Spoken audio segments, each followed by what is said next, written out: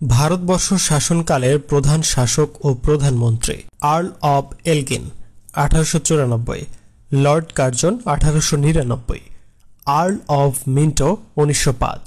Lord Hardinge 1910, Lord Chelmsford 1916, Earl of reading 1921, Lord Irwin 1926, Lord Hardinge 1931, Linlithgow 1936, Earl of reading 1943, Mount Batten 1947, স্বাধীনতার পর প্রধানমন্ত্রী জওহরলাল নেহরু 1947, গুলজারিলাল নন্দা 1964 সাল, লাল বাহাদুর শাস্ত্রী 1964, গুলজারিলাল নন্দা 1966, ইন্দিরা গান্ধী 1966, মোরারজি দেশাই 1977, চরণ Singh 1979, Indira Gandhi 1980, Rajib Gandhi 1984, VP Singh 1989, Chandrashekhar 1990,